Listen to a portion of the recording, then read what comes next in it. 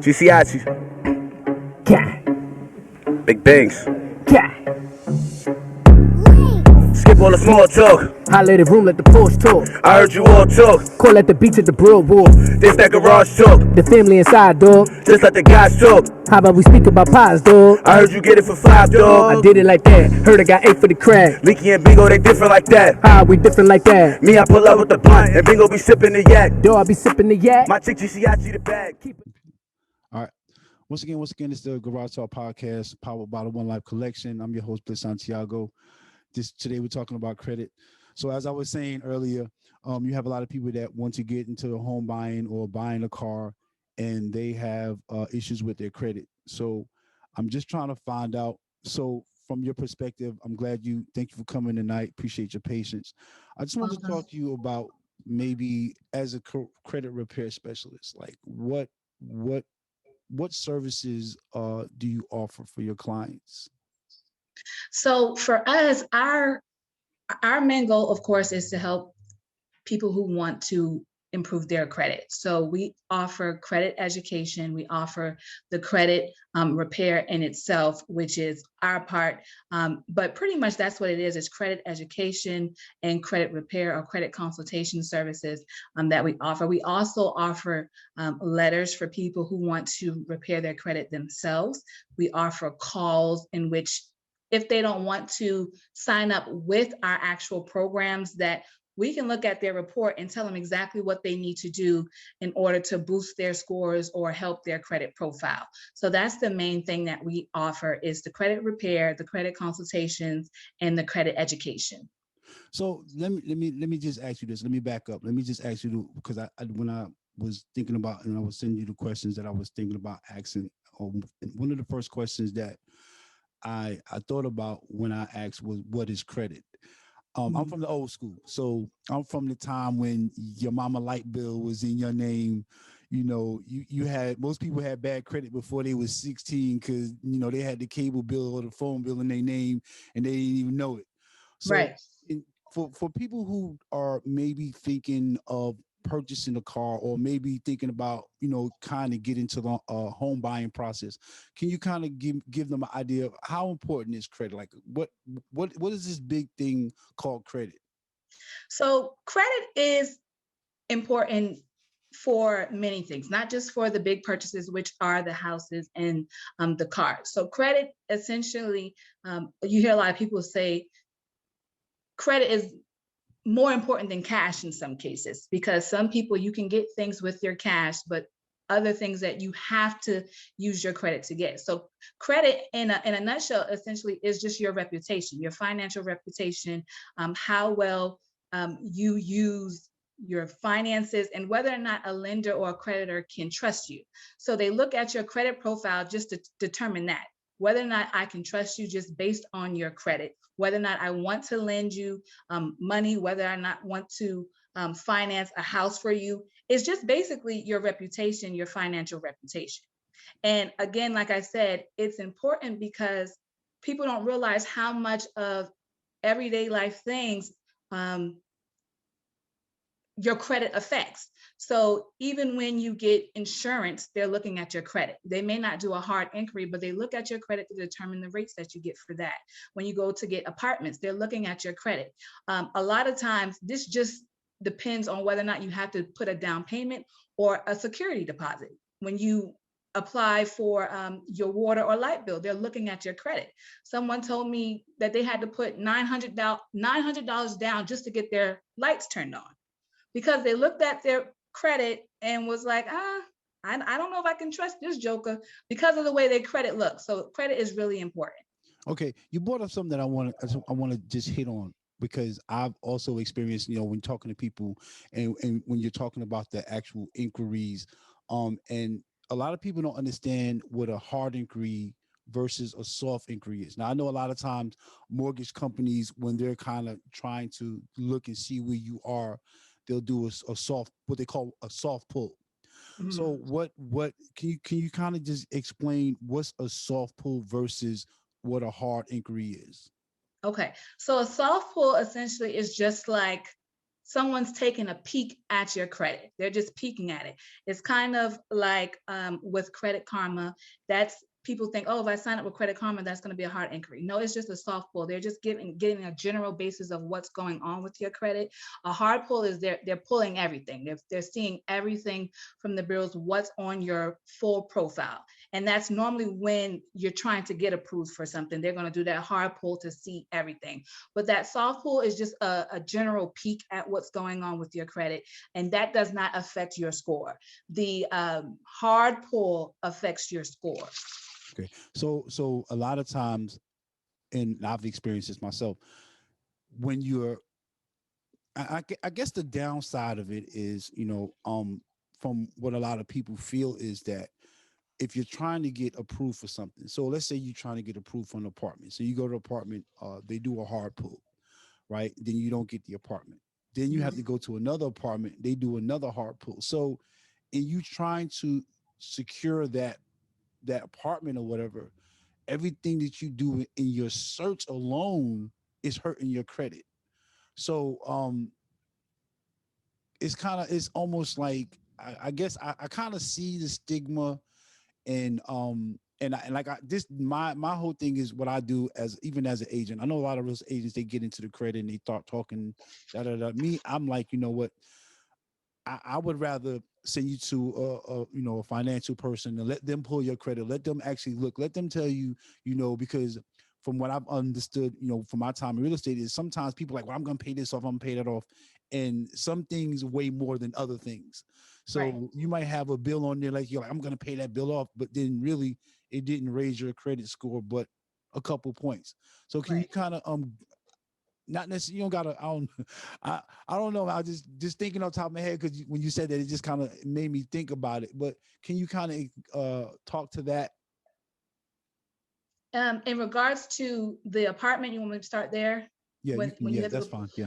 So that's essentially why you want to have good credit, because you don't have to worry about getting denied and having your credit pulled and pulled and pulled, because you already know what your credit is and what your credit looks like. That's the upside of having good credit, because I can say, oh, well, you don't have to run my credit. Let's just talk about prices right now. Right. Because I know what my credit looks like. I know I have good credit. So you don't have to run that. Let's just talk about prices. What is it for this apartment and those things like that. So that's that part in regards to an apartment. That's even with car dealerships, but we'll get to that later if we go on that area or touch on car dealerships. Speak on it, whatever. This your show. Well, that's the thing. What I tell people, the flex that you can have at car dealerships is major when it comes to credit. Right. Because if I go into a car dealership right now, I can get any car I want, essentially, because of what my credit looks like. Right. A lot of people don't understand that having good credit is so that you're able to leverage your credit. So if I go in a car dealership, once they run my credit, they're not going to ask me for proof of income, because they see my credit. They know that I'm reliable. They know that I have good credit. So they're not worried about whether or not I'm going to pay it, or they're not worried about me putting a down payment back down or anything. Because of my credit, I can go in a car dealership right now, get a car that I want without them asking for any other documents outside of just having my credit pulled at that point. Okay. But even with that, typically when I tell my clients, we don't even want the car dealerships to run our credit. We want to go on a car dealership with a pre-approval. And that's the type of thing also that comes with having good credit. We can just get the pre-approval. We can get the check and then go to the car dealership and just pick the car we want that lines up with the check that we receive. So you said how? How you do that? Yeah. So basically, so what you want to do is, so if you came to me and say, hey, I'm looking to get a car, right? Mm-hmm. So I'll say, Chris, are you a member with a credit union? So everyone knows everyone's favorite credit union is Navy Federal, because Navy Federal is going to approve you for almost anything. Okay. Almost. So I'm a member of Navy Federal. I need to call them tomorrow. Like, right. Navy Federal. Navy Federal is the GOAT of credit use right now. So essentially, I'll ask the client, I say, are you a member of a credit union?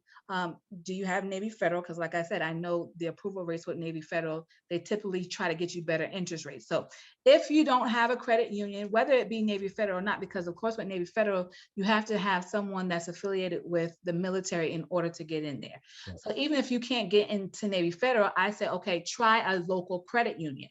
What you do with the local credit union is you let them know, hey, I'm in the market to purchase a car, right? So I want to see what you can offer me to purchase a car. The reason why you want to do the credit unions is, like I said, they typically will give you the better interest rates. So we already know the interest rates are really important because that's going to tell you how much you're going to end up paying for the life of the loan. Right. So you let them run your credit. And of course, it's only going to be once because they're the credit union. So they run your credit and say, okay, we can get you this amount for this term at this interest rate.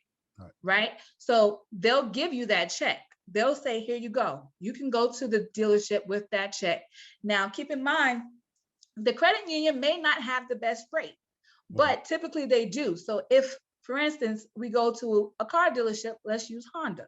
And I go to Honda and I say, hey, I have a $35,000 check, 4.3 interest rate. I'm looking to get an Accord, a new Accord, whatever I'm trying. Honda may say, okay, well, you may qualify for our rate, which because Honda has their own financing. You may qualify for a 1.99% interest rate. Of course, you don't want the 1.99 versus the 4.0 interest rate or the 4.3, whatever the credit union. So you let them run your credit as well. Right. You let Honda to see whether or not you qualify for that 1.99. Right. If you qualify for the 1.99, then you go with Honda. You can rip up that check. But essentially, you're limiting how much times your credit is being ran because you already got that pre-approval from the credit union. And the only reason you're going to let the car dealerships run your credit is because if they say we can probably beat that rate. Outside of that, now they don't have to run your credit at all. Okay. Look, I'm about because I'm thinking about getting me a new car. I'm about to go to Navy Federal. Like, hey, can y'all run? Run it. Tell me what I qualify for. Tell me how much I can get right now. Yeah, Navy Federal get you in there. Okay, so when we talk about credit repair, what is the downside? I don't really see a downside for credit repair in itself because essentially the way credit repair works is we're using the laws to help the consumer. We're using the laws. So there's a law called the FCRA, which is the Fair Credit Reporting Act, that says that if anything is on your credit that's not 100% accurate or it's not 100% verifiable, by law, it has to be removed. So that's what credit repair is. We demand that the credit reporting agencies, and the three major ones are TransUnion, Equifax, and Experian. Right. We demand that they follow these laws. So when we investigate anything that's negative on your credit report, we're basically telling them, hey, I want you to verify this. I want you to tell me that this is 100% accurate. If they're not able to verify this information, if they cannot confirm that it's reporting 100% accurately, then by law, they have to have it removed. So keep in mind, credit repair is not some type of magic wand thing that you sign up with me and I get everything deleted off your credit report. That's not how it works. Right. It's based on inaccuracies and whether or not the debt can be verified with the credit bureaus or validated with the collection agencies. So even at the end of the program, if there's something that's still on your credit that legally is allowed to be there, then this is where we discuss whether or not you want to settle with the company or whether or not you want to pay them to have that item deleted. So there's really no downside of credit repair that I can think of, as long as it's done the correct way, the legal way. Well, there's no downside. When I say that, I'll say that from the aspect of there's been times that something will get deleted. So you go through the credit repair process and something gets deleted. And then 6 months later, it gets re-reported. So that's not a downside. that happens. Okay. It happens, but if you're in that program, Right. we let you know up front, hey, there's a chance that this can show back up on your credit report. Right. So take for instance, you have an account that's in collections. We send the collection agency a debt validation letter because we want them to validate that debt. Right. Now, there's a lot that comes with this debt validation letter because the collection agencies have their own separate laws that they have to follow, and that's the FDCPA. That's a whole nother thing with the collection agencies. Collection agencies are different. Okay. So if we send them a debt validation letter and say, hey, you have to validate this debt, you have to prove to me and tell me that you can collect on this debt legally, because of course the way the collection agency gets the debt is your original creditor was trying to get or trying to collect, and they feel like they can't get it. So now, just to recoup anything from what they originally loaned you, they may sell it to a collection agency for pennies on a dollar. Right. So now it's on the collection agency to try to collect on the debt. Okay. Now, mind you, the original creditor would have all of the documents that you would originally sign. So the debt collector or the collection agency most times don't have any of this information that you originally signed, the contract, everything. So we asked them to validate it because I want to know whether or not you can legally collect in this state, because some collection agencies can't even legally collect in certain states without a license. I want to know that you have my original contract that I signed to prove that this debt is mine. I want to see a breakdown of what you're saying that I owe you, because collection agencies will add on top of what you originally owe. It could just be a junk collector, and they just know they have bits and pieces of information. So they send it to you and you thinking, oh yeah, I did have a Verizon account, but you don't even remember how much you owed in Verizon. Right. So now this collection agency is asking you for $500 and you're thinking you're obligated to pay it. That's not true. So if they can't validate this debt, they have to stop reporting to the credit bureaus. Okay. Now, when they feel like they're stuck, they can't do anything, they may sell it to another collection Right. agent. And I think that's what I was going to get into next. So and I've experienced that where you have one collector sell it to another collector. Now you have the same account, but you have it with two different agencies. And then, because when I went through, I kind of went through it myself, cleaning my own credit up, and like, okay, I'm going to settle, and I'm like, why am I settling with you? And now the account is also with somebody else. And then then they give you the runaround, like, well, I don't know, Mr. Guiler. I'm telling you about that. I'm like, well, I'm not going to pay you, and then I have another creditor trying to call me about the same account. So I guess I kind of was done for paying it. Well, let me tell you, I tell my clients, you better not pay a collection agency while you're in my program, because like I said, if they are not able to validate that debt, right, and if they can't collect on it, they have to, by law, they have to, because when it gets to the FDCPA, when we get into the collection agencies, if they violate certain things, now they have to pay you. And it's like $1,000 for each violation. So they don't really play with it. If you word those letters the right way, they know you're not playing. They know you know the laws. That's where they cease the collection. Okay. We don't talk to collection agencies. This is what I tell my clients. You don't talk to the collection agencies, because what they try to do is, once I start sending letters to the credit reporting agencies, which you guys know as the credit bureaus job is to prove that these accounts are accurate. The credit bureaus don't have the information because the credit bureaus are being paid. And that's one thing we want to understand. Credit bureaus are being paid by the creditors to report your information. They're not government entities. They're companies. They're LLCs. Right. So they're being paid to report your information. So when we send them a dispute letter, and asking them to verify this information, they have to reach out to the furnisher of the debt or the creditor and say, hey, we need some information to verify this. And remember what I said before, with collection agencies, they're buying these accounts from the original creditors. So sometimes they don't even have anything to verify. So what they do is they start calling you. Right. So what they call you is they want you to admit to owing the debt. They want you to say something that will allow them to verify. They want you to go ahead and start paying on it. They want you to set up a settlement with them. So that's why I tell them, hey, don't talk to these collection agencies. Let them know that if they have anything for you, they send it by mail because Right. legally they can't do Turn it over anything. to you. Right. That wow, I didn't know that. Now that definitely opened up. So let's get into let's talk about a big one.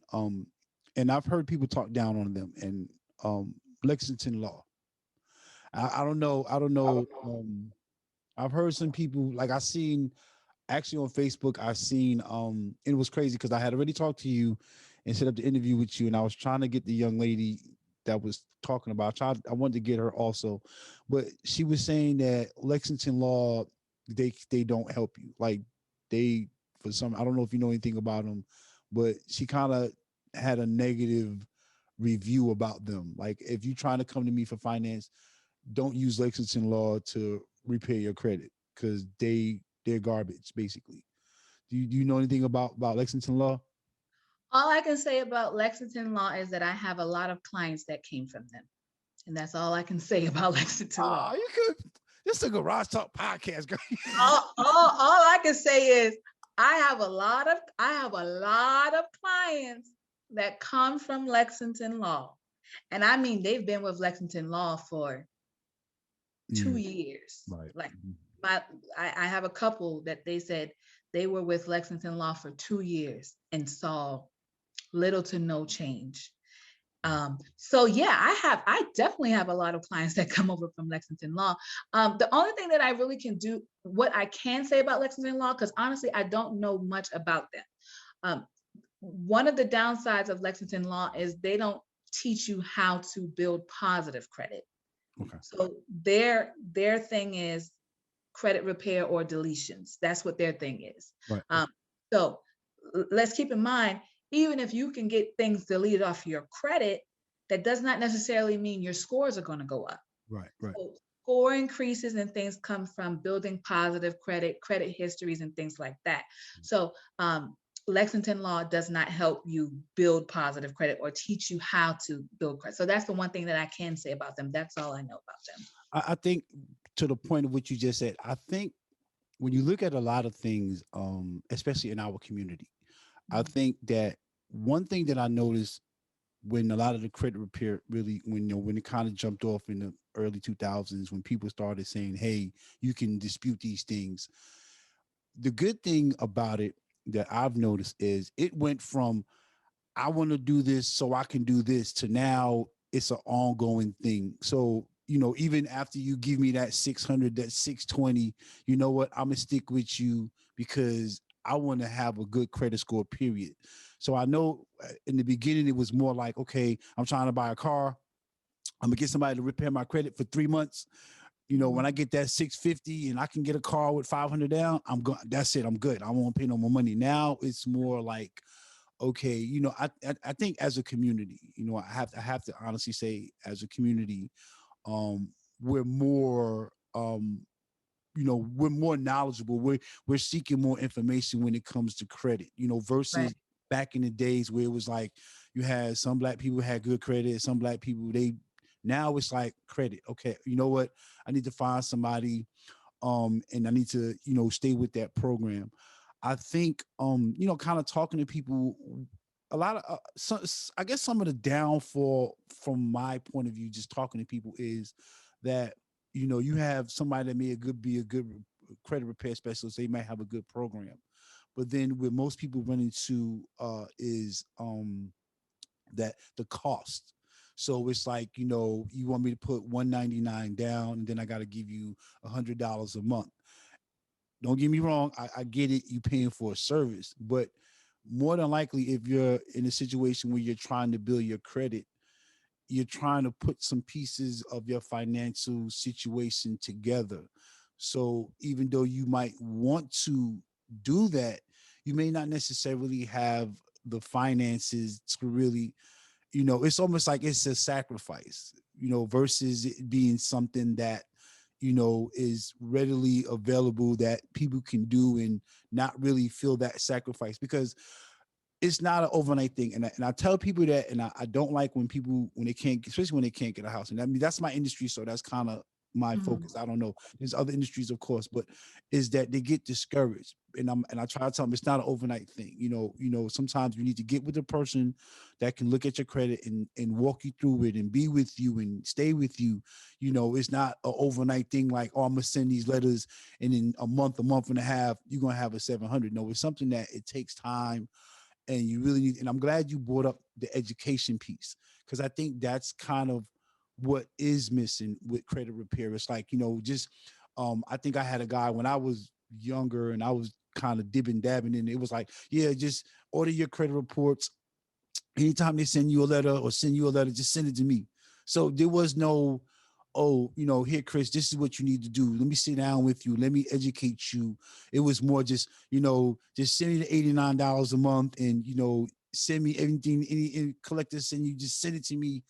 And you didn't know what was going on. You just kind of was like, oh, well, I don't know what my credit is, because you only could check it once a year, but you had some guy working on it. And the only time you found out what it was if you went somewhere to get something and then they ran your credit. So I really do like the educational piece, because I think once you get somebody where they want to be and then you educate them, then it becomes more of a mind thing. Like, okay, I got a 700 now, or I got that 680, I'm eligible to get this. I can get that. But you know what? I still have to watch what I do. Just because I can get it, I got a 700. I'm not about to go get a $10,000 credit card and ball out. Right. So I do like that aspect of it now. That's my main goal. So the reason why I started Prosperity First Financial is because growing up, I was privy to know about credit, through my church. They taught us at a young age about credit and how to maintain finances. Yeah. When I started getting older, it was always something that I was interested in. And it was always something that I helped people with, whether it was my friends, family members, even strangers. If we were just having a conversation, I would help with. And then that's when I realized that a lot of people don't even understand what credit is, or why they need credit, or if it's necessary. So that was the birth of Prosperity First Financial, is because I wanted to educate our community on why you need credit, and the importance of having good credit. And also because of the fact that you not having bad credit, you're spending more money. So I'm going to challenge you on the sacrifice. I don't see it as a sacrifice. I see it as an investment, because like I told you before, someone spent $900 to get their light bill turned on because they needed lights, but they didn't have to pay $900 if their credit was good. And I know people, oh, well, I want to do it, but my money, tell me about your money, because I'm going to show you exactly how you can afford this. And not even afford it, do it yourself. I have to, by law, to tell all of my clients, you can do this yourself. You just have to put in the work. You have to do the research. You have to study the laws. So it's definitely an investment, and it definitely is something that you can afford, because I know people who spend $6 every day to go to Chick-fil-A. Now, if we start doing the math on this thing, if you're telling me $79 a month is a sacrifice, how much are you paying on cable? I have someone who pays $230 a month on cable and internet. Why? Is cable a necessity? Good credit is a necessity, because you're spending more out of pocket. Those security deposits that you have to pay when you get a cell phone, you wouldn't have to pay that when you have good credit. Right. That down payment that you're paying on that car, that 16.23% interest rate that you're paying on a car that has 125,000 miles on it, that 16.23 interest rate that you're paying on a car that has 125,000 miles, that's eating your pockets. Right. So good credit is an investment all the way around. I'm not going to let anyone say it's a sacrifice. No, because that money you spending on these things that you don't have to spend on, that's a sacrifice. That's a lot. I mean, well, I guess because okay, so this eat oodles and noodles until we get you to where you need to be. If it's important. That's the thing. when you talking to somebody, like, you know what, I realize sometimes people have to be at that situation, in that situation, and I'm not going to say they don't have a choice, but they're in the situation, and it's something that they like. If you know somebody with bad credit, you try to talk to them, say, hey, I can repair your credit, blah blah blah blah blah. You give them the spill. So, there's something inside you that has to say that this is something serious and this is something that I need to do. A lot of times, and I don't know. I mean, and maybe I don't know how deep you get into it with your clients, and you really get into the oodles, the what's really going on in their lives or why they made the decision. Pros. But a lot of times it's because it's a certain situation that they're going through. Like, you have somebody that's going through a divorce, so where they probably had bad credit, they already had a house. So they wasn't really worried about it. They knew they had to clean up their credit, but they wasn't really worried about it. So they was like, I don't want to spend that money. Then when they're like, oh, now I'm going through a divorce, now I don't have a choice. So it's definitely, some people want to do it because they want to do it. And then some people, they have to be kind of going through something in their lives to really make that decision or make that choice. So I guess that's what I mean when I say a sacrifice, because if you really don't have to do it sometimes, you'll be less amped to do it versus when you kind of in a situation where it's necessary to be done at that point or at that time.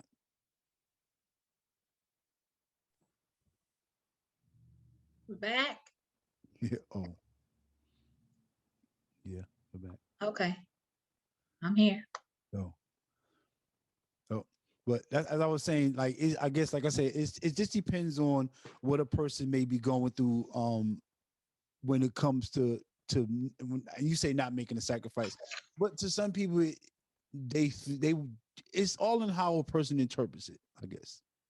It's a mindset. It's definitely a mindset, and that's no, you get no argument from me in regards to that. Most people, most of my clients come to me because they want something. Right. It's not because, oh, I should have good credit. Right. It's because they want something. Most of them want to get in a house. Right. So this is why they're coming to me. I have very few clients that just want to have good credit. So, the new thing is generational wealth, how to build generational wealth. It's hard to build generational wealth without good credit. It's nearly impossible to do that. So now that you have people or influencers talking about generational wealth, now it's circulating in social media. Everybody, Jay-Z, Diddy, all these people talk about these things, and now they're paying attention to this. Right. The amount of people that are paying attention to the stock market now, the amount of our people that's paying attention to the stock market now is crazy, because back in the day, if we knew about this, we would have bought Apple stock. We would have bought Tesla. We would have bought all these things if we were educated on it and knew exactly what was going on. I think to that point, and you're right, but I think we grew up, depending on, your 80s baby, 90s baby. But in my case, it was always go to school, get an education, go work for 20 years, retire. Now we're telling our kids, open up a business, Right. be your own boss, get good credit, make some investments now. So when you, like me recently, I recently, I've dipped and dabbed in the stocks, and then I decided, well, you know what, I'm going to form an investment team with my kids. Mm-hmm. So my kids have jobs. So I said, you will give me $10 every 2 weeks. I will put money with it, and I have my own investment account. But now I opened up an investment account for my kids so that we as a collective can invest in something. So even later on, when you guys get older, even when I'm gone, hopefully we've put enough in there that you can have some kind of something in there. Right. A lot of times we didn't have that. It was more like, you got to go do something. When I turned 18, my mom was like, I don't know, you going to somebody to college, you going in the military, you're going to do something. It was the mindset that they had back then.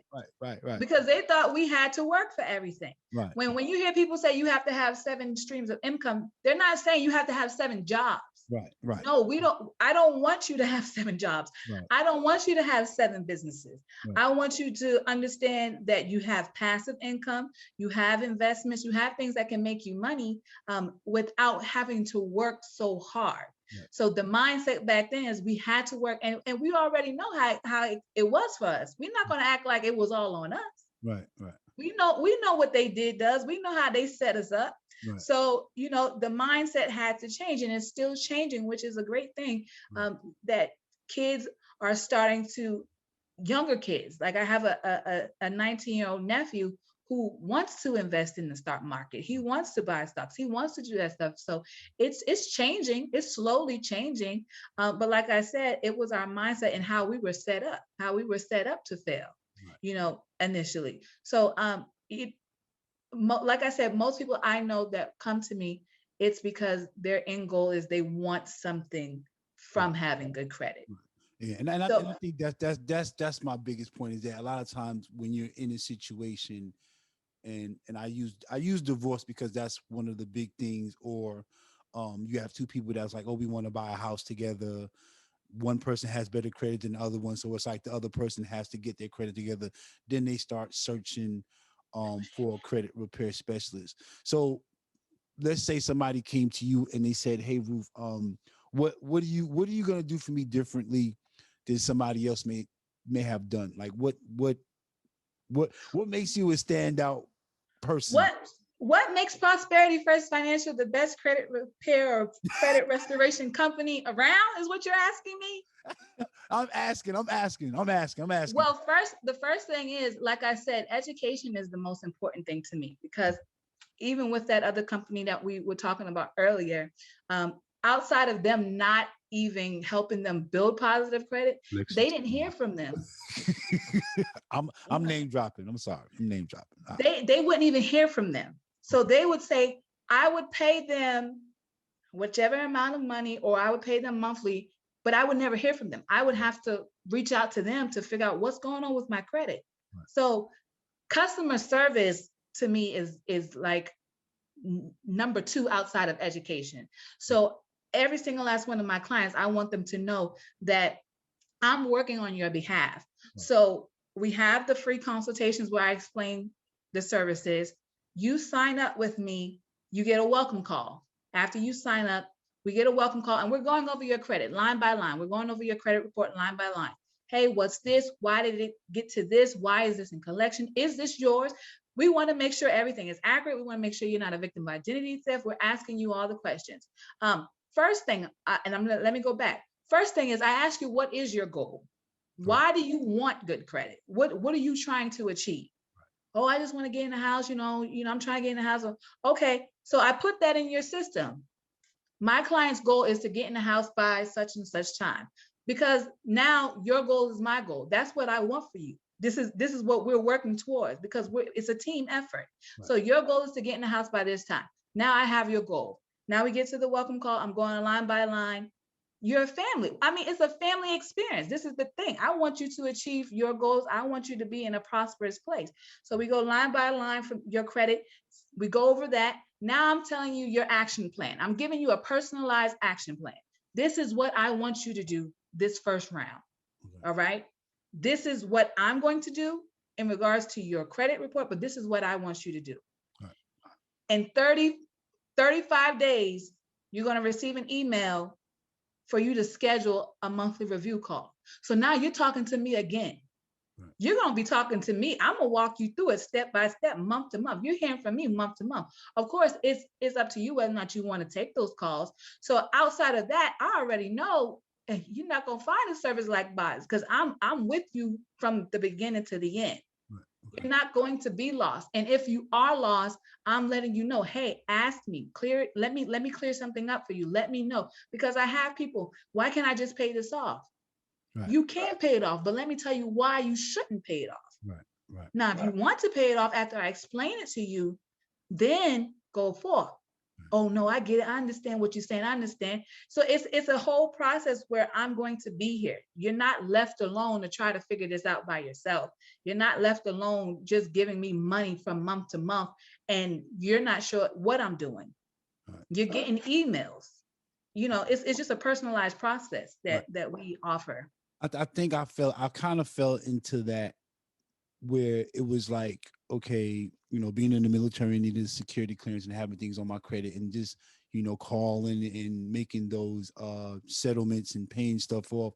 And you're like, well, damn, I paid all this stuff up and my credit score is still like, it ain't going nowhere. Like, why don't I have an 800? I'm paying all this stuff off. And I think that's to me, that's where a lot of the frustration, because when people say, oh, you can do it yourself, I'm like, no. I tell people, no.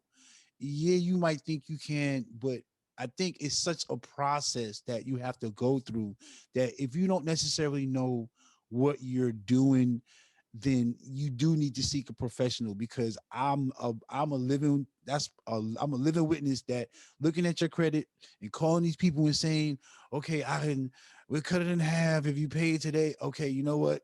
I'll pay it. And you look at your credit score like, and it went up 5 points. Like, You'd be surprised how many people are underneath my advertisements, underneath my posts, telling people they can do it themselves. right. It's mind-boggling to me, Right. because any service that you pay for, you can do it yourself. But for some reason, everybody, when they see credit repair specialists, no, don't pay them. You can do it yourself. But you're not underneath the wig maker. You're not underneath the shirt maker. You're not underneath the cake baker. You're not underneath none of their posts telling these people you could do that yourself. But for some reason, credit repair, and then their solution is go on Credit Karma and dispute it. That's the worst thing that you can do, is to go online and dispute your account. Because what most people don't know is when they go online to dispute their accounts, they're waiving their rights. They're waiving a lot of their rights, because even if that account disappeared for a little while, which typically that's what happens with Credit Karma, it'll disappear but come right back. Because you dispute it online, you don't have any leverage to try to get that back off. You can't really dispute it the same way again. You waived your rights on that account. So I tell people, well, if you're going to listen to them and do it yourself, then mail in the letters. Don't dispute. Garage Talk Podcast, don't dispute online. Don't dispute. Don't do what I did. No. Not online. Right. You can dispute, you can do it yourself, but you mail those letters in. Don't do it online. And like I said, you can get some deletions offline, but that's not best practice. Right. But like I said, so many people just feel like you don't have to pay someone to do it because you can do it yourself. And like I said, you can definitely do it yourself. You just have to stay consistent, because I have people, well, I mail my dispute, but as soon as they get that return that says, oh, it's verified, they don't know what to do now.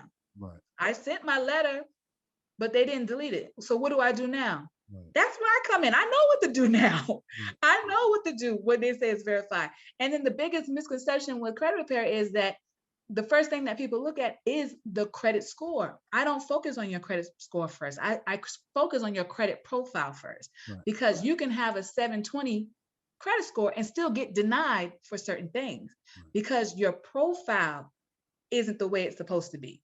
Right. So people get discouraged by scores, and I tell my clients up front, hey, we're not looking at these scores right now. We're looking at these profiles.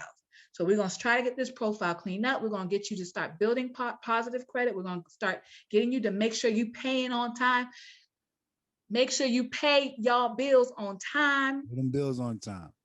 I'm going to say that one more time. They want time for the people in the back. Pay them say, on time. If y'all can't do anything else with your credit, you can't send a dispute letter, pay your bills on time, because guess what? Those negative items, if you leave them there long enough, 7 years, 10 years, they're going to come off. But you want to have that positive credit. Right. The number one factor in a credit score is payments. Right. So being late 30 days, that's going to affect your score for 9 months. One 30-day late payment can affect your score for 9 months. And depending on the type of trade line, it can drop your score up to 130 points. So people, when I look at their credit profile and I say, okay, so what's going on with this account? It shows you were late in September, October, November, December, January, and we in February. And it's reporting that what's going on? Oh, I just forget to pay it. Okay. So I already know that that's the education, because they don't know that your biggest factor in a score reporting is your payments. So just It's not that I went through a hardship. Oh, I just be forgetting to pay it. Right. Don't you have a late payment ever again then? Because late payments are the enemy. I tell my clients, every single last one of them, if I send them an email, I put at the bottom, late payments are the enemy. That's 35% of your score is your payment history. I think everybody I've Late payments are the enemy. and I think everybody kind of falls short a little bit on that. Like with me, it's like I don't know what guy's name made me sign up for a car note on the 2nd of the month, and most of the time, depending on if you get 3 paychecks in 1 month, then you gotta take that last check of the month to pay that bill because I think with me it's more looking at some stuff and trying to it really does take, even if you have somebody working on it, it does take work on yourself also. A lot of people don't know that you can actually call your car lender and say, hey, the 2nd doesn't work for me. Can you move that to the 14th? So that somewhere in between the 1st and the 14th, you're going to get a check so that you won't be late on that car note or that, whatever you're trying to pay. So a lot of people don't know that also, that you can actually call the finance company and say, hey, before you come repo my joint or before you, send my joint, let me see what I can work out with you. So we're still with the original creditor and they can work with you. And a lot of times, when you work with them, I think it looks a little bit better when you can make moves like changing your due date, things like that. Always. I tell every single last person I talk to, your creditor is the last person you want to duck or have a bad relationship with. Right. I don't care nothing about these collection agencies, but your creditor, if you're going through something, that's the most important person, because some of these mortgage lenders will even allow you to defer that payment. That if you can't pay it this month, they may allow you to add it to the back of the loan, to the end of the loan. So there are options, but what people tend to do is they just ignore it, or they just don't send the payment, or they get 3 notices in the mail. Hey, we're about to send you the collections, and they ignore it. And I tell them, hospitals do not report to the credit bureaus. That physician, that dentist that you didn't pay, they do not report to the credit bureaus. And most of them, almost all of them, have payment plans. But for you to have a stack of hospital bills sitting on top of your refrigerator, thinking that's just going to go away because you're not paying it, that's the worst thing that you can do. Call these people and say, I only can pay you $5 a month.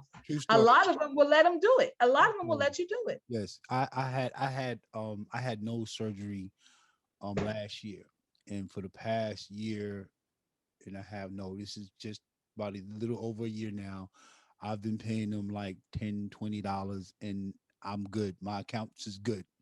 Every month, send them a little something. Send them a little something. Chop it down.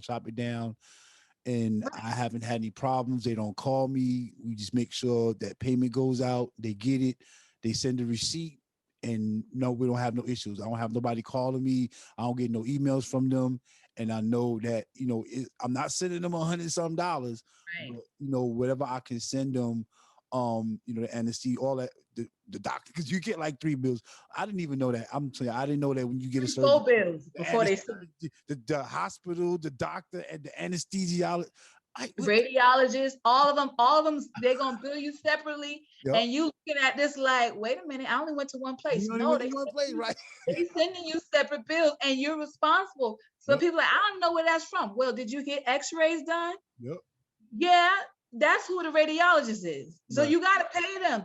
But like I said, these people, I have so many people that hospital bill, and I'm telling them, listen, they don't report to your credit. The only reason why they end up on your credit is they sent you 4-5 letters and you ignored it, and then they sold it to collections. Now it's on your credit for $30. They just wanted you to pay them $30. Now your score just dropped for $30. Now you have a collection on your account. And I tell people, even when they sign up, I look at their credit report and I say, okay, when was the last time you went to the hospital? Because I'm seeing new collections. You sign up with me. This collection was just added. Do you have any more hospital bills that you can think of? Oh, I might. I said, go get that stack of mail, go through it all. If any of those bills tell you, or if they're threatening to send you to collections, call them today. And say $20.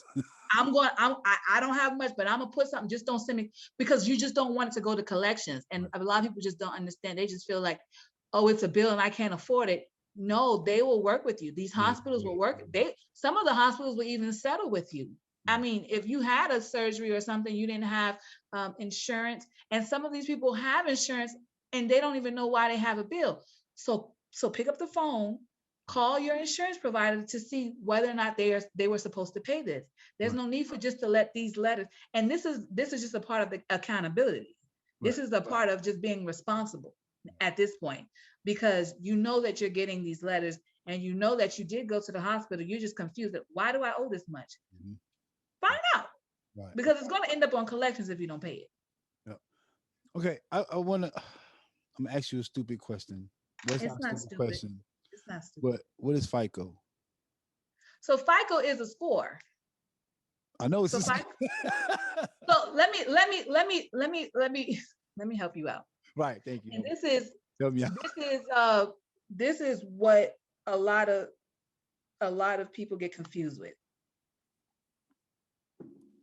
So FICO is the Fair Isaac Corporation, and this is basically the largest and best known company that provides software for calculating a person's credit score. I just read that definition, so I can give you that definition. Okay. But let me help you guys understand. So there are multiple scoring models, right?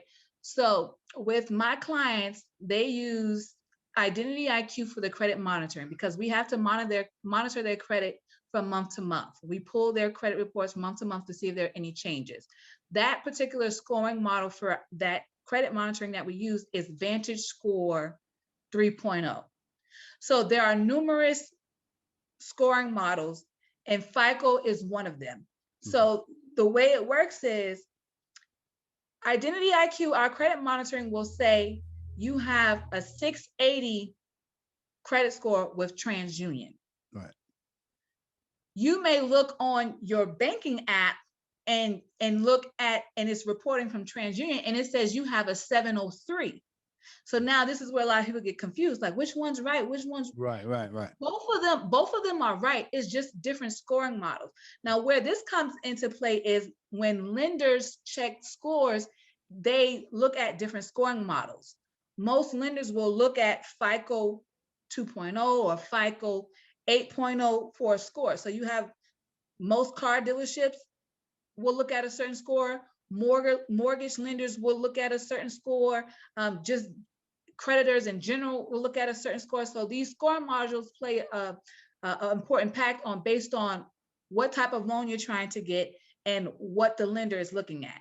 So if you have a mortgage lender who looks at FICO 2.0, you want to know what your FICO 2.0 score is.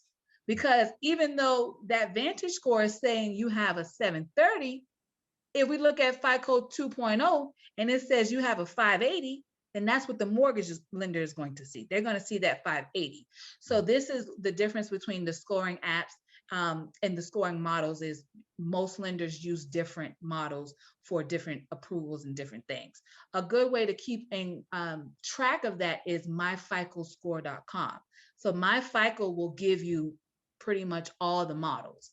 And with my clients, if they're getting close to the end of the program and I know that they want to apply for something, then I'll tell them, hey, go download MyFICO. Let's see what your scores are on these different models. Because if you want to get a car, it'll say this is typically the scoring model that car lenders look at. Yeah. Or if you're wanting to get in a mortgage, this is the scoring model that the mortgage lenders typically look at. So go get MyFICO. Let's see what your scores are looking like on these different apps. Right. So that's what FICO is. It's the scoring model. And the reason why I brought that up is because what happens is a lot of times, if some people like me, you sign up for Credit Karma and you have your 3 scores and they going up and down. And when you get to that, you have a situation where you do see, okay, I'm at a 680, I'm looking at my 3 scores or such and such and such and such on Credit Karma. And then you do apply for something and get denied. Then it's like, but I looked at Credit Karma and I had a 680. So why did I get denied? And then I know that's when sometimes when FICO comes into play, and and so I had somebody ask me what FICO. I don't know. I don't know. So The big difference is they weigh things differently. Right. So because of course they're different scores, but they may weigh something differently. So with Vantage Score, excuse me, they may weigh a late payment a little bit more heavily than FICO 8.0 would weigh it. Right. So vice versa. Okay. So if they take in consideration what that late payment or a new account and things like that, what they take in consideration and how they weigh it, this is why you may get denied, because that Vantage Score says one thing, but that FICO 8.0, and there's multiple FICO scores, by the way. So that's what I'm saying, that FICO 8.0 may say another thing.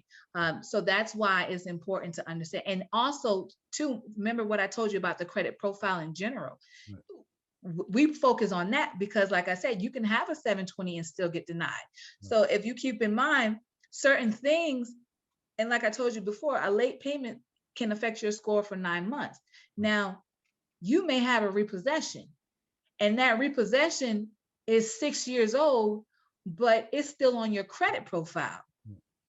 With it being 6 years old, that impact that it had to your score has already worn off for the most part. So those points had started to come back. Right. But if I'm a car lender and I see that, or if I'm another lender and I see that repossession because I'm looking at that credit profile, I may deny you.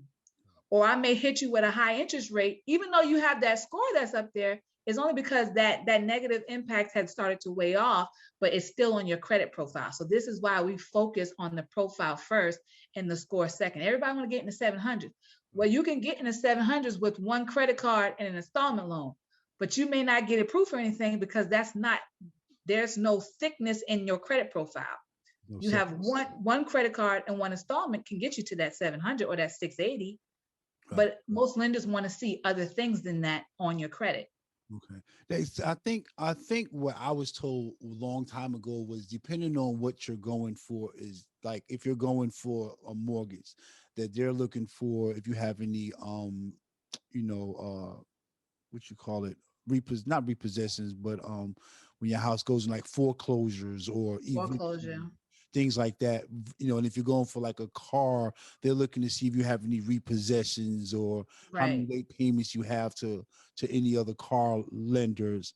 So I'm guessing that's kind of with the profile, because all of those things will be inside your profile, your credit history, basically.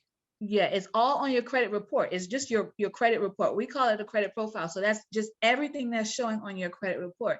Also with mortgage lenders, most mortgage lenders don't really look at your medical bills. Right. They may not take those in consideration, but the car dealership may. So when they use their score model, those medical bills may play a factor on what type of rate you will receive from a dealership or a lender in regards to a car.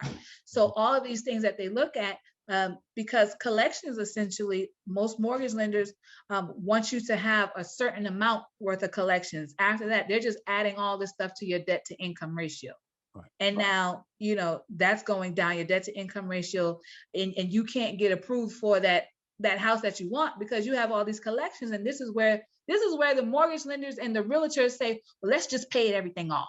Right. This is where they tell you, let's just pay it off so you can get these things off.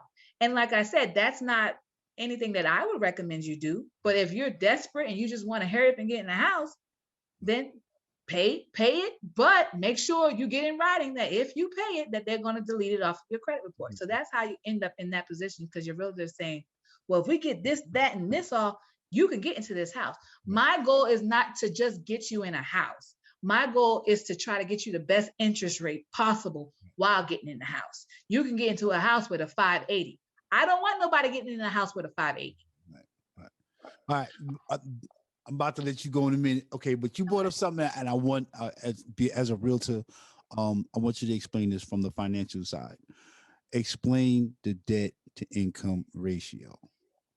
Okay. I had to write something down real fast.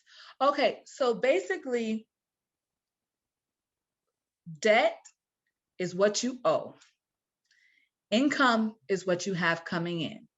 So if I were trying to get approved for a house, they're going to look at how much debt that I owe and how much income that I have coming in to determine how much of a house I can get approved for. Right. So the purpose of this is to let you know what you can afford and what you cannot afford, because this is how we had the housing crash and everything, because people was overlooking a lot of things. But the purpose is for you not to get in a position where you're over your head. Right. You're in over your head. So the debt to income ratio is put into place to say, okay, well, you make $52,000 a year. Right. So we'll break that down to, I'm not good at math in my head. I'm good at math, but not in my head. We'll break that down to about 20 something $100 a month. Right. So you make 20 something $100 a month. We want to see how much of that is going out because you have debt. Right. So this is important with your credit card balances. This is important with your collection. This is important with those car loans that you have. If you have a credit card that's maxed out, you're going to always end up paying more a month for a maxed out credit card. Yeah. So now you have $300 going towards a maxed out credit card. You have $400 going towards a car payment. You may already have rent, and sometimes they'll calculate the rent if it's being reported. It just depends on how you have it. But they're looking at, so that's $700 right now. So we looked at you making 22. Let's say you making $2,200 a month. You have $700 that's coming out already. That's $1,500 left. So then we start subtracting all this debt to see where you are. Now with the collections, now mind you, they're going to start adding these collections towards your debt to income ratio. They take a percentage of it and start adding towards student loans too. Most, depending on the type of loans you get, they're going to take 1% of the student loan. So after we added all this debt into place and took it away from that 2,200, and it says that you can only afford a $500 a month mortgage. You going to a shack. What type of house is that? 1 bedroom. So by the math, by the debt to income ratio, you can only afford $500 a month in a mortgage. Right. So typically you're going to get denied, or they're going to say, well, we can get you in a $72,000 house. Where you getting a $72,000 house from? Right. Right. So this is why your debt to income ratio is really important, especially with trying to get these big ticket items like the mortgage or your car, because they look at the debt to income ratio. Keep in mind, remember what I said though with that car. As long as you have that good credit, they don't even ask you what your income. Well, I mean, you could tell them, but they don't ask to see proof. But it's supposed to protect you essentially. And people get upset. Oh, I didn't get approved for this because my debt to income ratio is too high. Right. Well, that's a good thing, because from my perspective, you can't afford this house. Right. So if you can't afford this house, I'm not going to approve you for this amount of a house because you can't afford it. I think as a real estate agent, one thing that one of the best practices, if somebody comes to you with a pre-approval letter and they say, okay, they can afford $200,000 worth of house, you don't find them a $200,000 worth of house. You go and you look for 180, 170. Therefore, you're giving them a little bit more cushion, because just because they're saying, okay, you can probably afford to pay that, but then you're looking at, they've already taken out your bills. Now you're going to take out the rest of the money you're making for the house. So what are you going to have left over? So right. if you try to get a house or try to get something, not necessarily saying I want top dollar because this is what the bank said they're going to give me, just trying to get people to say, okay, they pre-approved you for this amount. Okay, so let me see how many bedrooms and baths I can get you for a lower amount. So now you have $20,000-$30,000 in that approval, just to, you got some cushion. Because you always want to be able to save up a little bit. Just, anything can happen. All right. So before I let you go, man, I really appreciate your time. For the people who may be looking for credit repair specialists, can you just give what I was going to ask you how much I was going to ask you how much your program costs. Do you do military accounts? Well, just give the people some information, your information. How can they contact you, your social media, whatever?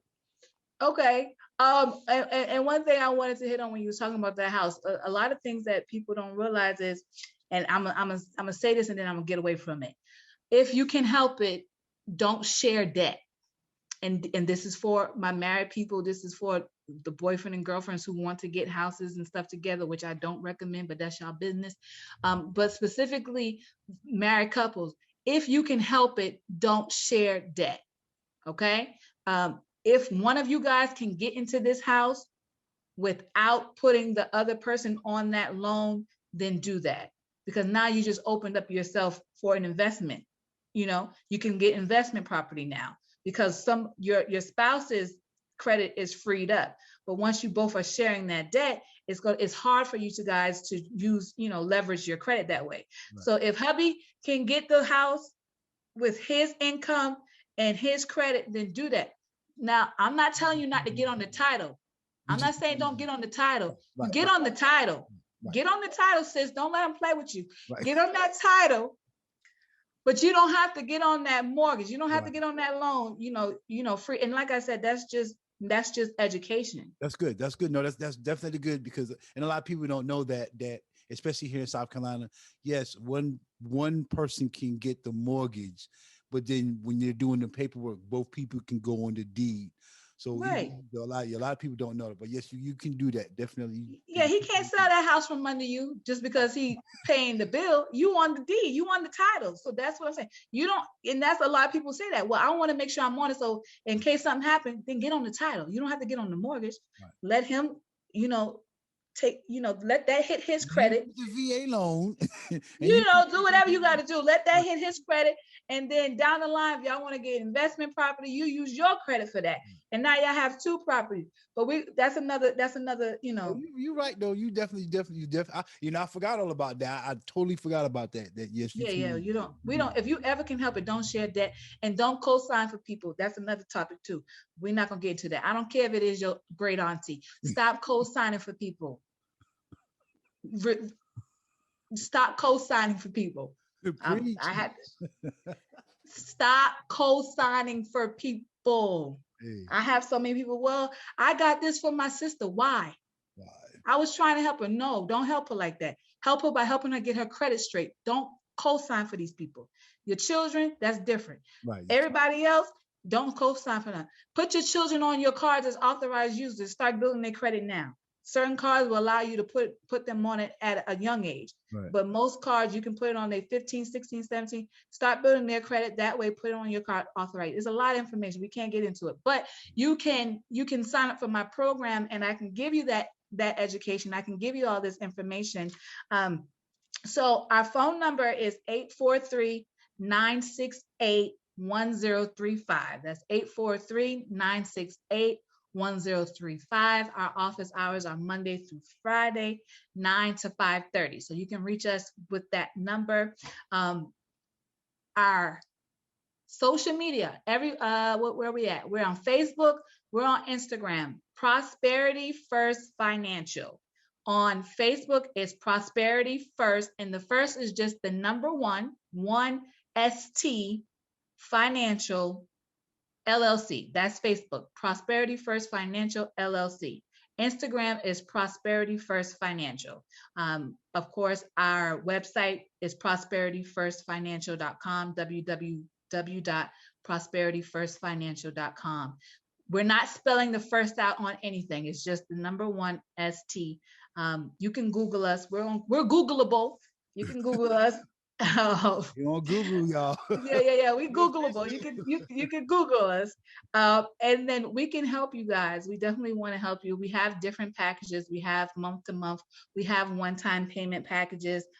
We're looking at doing a pay per deletion service in which you pay to do the enrollment and then you don't pay again until you actually get the deletions. We're working on that because some people prefer that and some people like that option.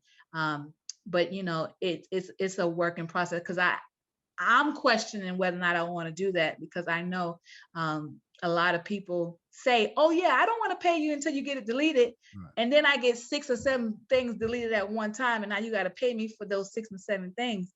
Right. And then now you like, oh, well, so the monthly is $99 to enroll, $79 a month.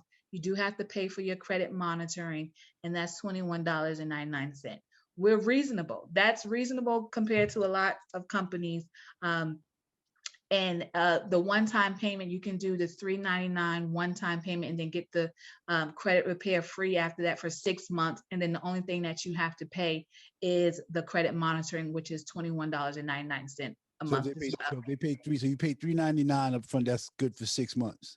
That's good for 6 months. Only thing you have to take care of is that credit monitoring. Like I said, that's $21.99, and it's tax time. So y'all got it. I'm about to say, all right, y'all. Now, come on, now y'all got all them kids. It's definitely not an overnight process. It definitely takes time. It definitely takes effort on your part. It's not just something that you hand over to me and forget about it. I'm on y'all. Hey, did you do this? You may get a message through the portal. You may get an email. You may get a text if I don't hear from you for a while. Did you check your email? So it's a process that you have to be committed to, but it definitely takes time. On average, we'll say 6 to 9 months is an average credit repair time. Some people can get out the program before that, just depending on their credit profile. Some people with 3 full repossessions and a bankruptcy and they need a little bit more time. They need a little bit more nurture. So it just depends on your current profile. Right. But reach out to us. Use promo code Garage Talk for your 20%. Okay. Come on, you gotta give me a promo code. See, come on, you gotta give me a promo code. We talked about this. We definitely could. We could definitely. Listen, no, for real. If you do that, then no, I'll put something. If you say Garage Talk, I heard you on Garage Talk, I'll give you a little something. Let me think about it. Let them know in the consultation. Don't even put it out there. Let them know. Right. We go. I'm gonna do something for you. I'm gonna make a note. If you tell me Chris Garage Talk, I got something for you. Yeah. I because I think, man, it's just because it's time. It's time that we as a people, we get about our business, get our credit right, get us these houses so we can have something to leave to the kids. I posted something on Facebook a couple of months ago, and I was like, you know what? A lot of people getting stimulus checks. What are you gonna do with them? A lot of times people leave here and they leave nothing for their kids. You know how sad it is when they move on.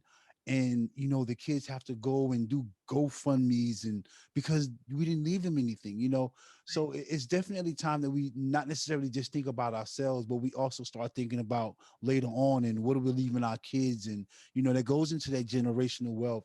Me being a small business owner, I want to promote small businesses. I want, when I find somebody's doing something, I like to support, promote. And I'm definitely, it's something near and dear to mine. I'm working on mine right now, still trying to, like I said, I done paid off a lot of stuff and my joint ain't moving either, so I might sign up too. Hey, be the first partaker, Chris, and that's what I was about to say. Even with businesses, your credit plays an important part with getting business finance, things like that. Mm-hmm. So, it's not just housing. It's not just cars. It's the insurance. It's the business, it's the cell phones, it's the electricity, it's the water, it's a lot that your credit plays a part on. Even I know certain people who are millionaires, but they have their credit ran for, the apartments that they live in New York. They know you got the money, but they want to know who you are. So they want to see your credit. They run your credit. So, it's important. All right, y'all heard it first here. Thank you, Miss Ruth Sellers, for coming aboard. It's the Garage Talk Podcast. I'm your host, Bliss Santiago. Thank you for joining. Don't forget, check out the One Life Collection on Facebook, Instagram. Get your copy some merch, whatever you want to do. Appreciate it. Thank you for riding. Y'all stay safe out there. Love you. God bless everybody. Thank you.